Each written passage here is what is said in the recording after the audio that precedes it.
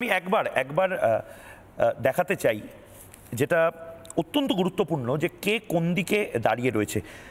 Vote share, পশ্চিমবঙ্গের vote share যদি দেখা যায় 2021-এর নিরিখে তৃণমূল কংগ্রেস 48.02%, আর বিজেপি ছিল মোটামুটি 38%। সুতরাং এই 38 আর 48 এই যে গ্যাপটা কিন্তু অনেকটা পূরণ হয়েছে। আদারওয়াইজ অমিত শাহ বা প্রধানমন্ত্রী নরেন্দ্র মোদী বা একেবারে সূত্রের খবর একেবারে বিজেপি স্তরে এই 4 থেকে 5% ভোট, আর অন্যদিকে যে ভোটটা এই মুহূর্তে রয়েছে, যে বিধায়ক সংখ্যা রয়েছে তার থেকে একটু বাড়িয়ে বাকিটা একটা ভয়ঙ্কর একটা ওয়েভ তৈরি হবে বলে মনে করছে যারা ভোট বিশারদ রয়েছেন। আমি নির্দিষ্টভাবে বলতে গেলে, যেহেতু আজকের এটা একেবারে নির্বাচনের দিনের মতন, রাইটিস্ট যারা রয়েছেন, যারা ডানপন্থী, তারা মনে করছেন একটা ভয়ঙ্কর কোনো একটা ওয়েভ হয়তো আসবে বা আসছে, যেটা পঞ্জীভূত হচ্ছে। কি সেই ওয়েভটা, কি সেই ঢেউটা? আমি রাজনৈতিক ব্যক্তিত্ব যারা রয়েছেন তাদের কাছে যাওয়ার আগে আমি দেবাশিস চৌধুরীর কাছে যাব। তিনি দীর্ঘদিন ধরে এই 4 to 5%-এর ফর্মুলার কথা বলে এসেছেন। আমি অমিত শাহ এই 4 থেকে 5% ভোট এদিক ওদিকের যে বাইট, যেটা একদম শুরুতে আমি দেখালাম, সেটা আরেকবার আমি শোনাতে চাই এবং শুনিয়ে তারপর একটা অঙ্ক আপনাদের সামনে দেখব।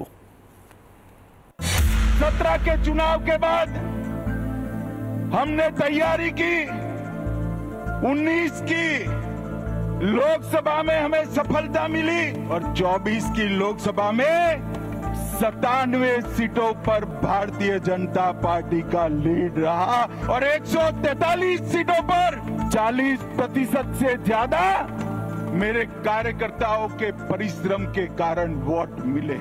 आप 40% तो क्रॉस कर गए हो, 4-5% आगे बढ़ना है। 4-5 অমিত শাহ যে কথাটা বলছেন সেটার কি কোনো বাস্তবতা রয়েছে? অনেকগুলো ফ্যাক্টর থাকতে পারে দেবাশিস দা। আমি আপনাকে আপনার কথা বলা শুরু হওয়ার আগে, হ্যাঁ, ঝন্টু বড়াইক বারবার যে কথাটা বলছেন, সংগঠন, অতগুলো বুথ কর্মী দিতে পারবেন কিনা, অত ধরনের লোকজন থাকবেন, এগুলো নিয়ে বিমলদার কাছে আমি আসবো। আমি বলছি একটা ঢেউয়ের কথা, যে ঢেউটাতে অনেকে বলছেন ছিটকে যাবে। সেটা কি হতে পারে? আমি একবার যদি ফুল ফ্রেমে দেখাই, 4 থেকে 5% ভোট বাড়লেই বিজেপি রাজ্যে ক্ষমতায়, কি করে, কোন অঙ্কে? একবার যদি ফুল ফ্রেম দেখি, সেই ছবিগুলো দেখি এবং সেখানে নির্দিষ্টভাবে এই মুহূর্তে যে অঙ্কটা রয়েছে 5% ভোটেই খেলা শেষ। এই মুহূর্তে 45.76% ভোট তৃণমূল কংগ্রেসের এবং 38.73% ভোট বিজেপি।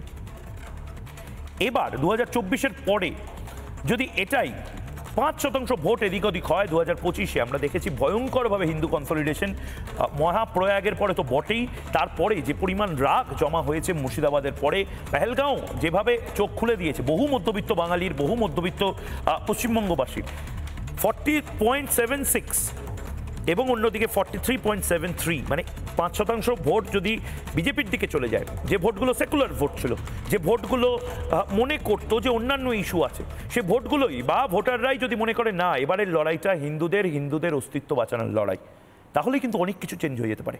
দেবাশিস দা, নানা ধরনের কন্টেন্ট দেখার জন্য লাইক করুন, শেয়ার করুন আমাদের ফেসবুক পেজ, সাবস্ক্রাইব করুন আমাদের ইউটিউব চ্যানেল। পাশাপাশি অন্যান্য ব্রেকিং নিউজের জন্য অবশ্যই চোখ রাখুন রিপাবলিক বাংলায়।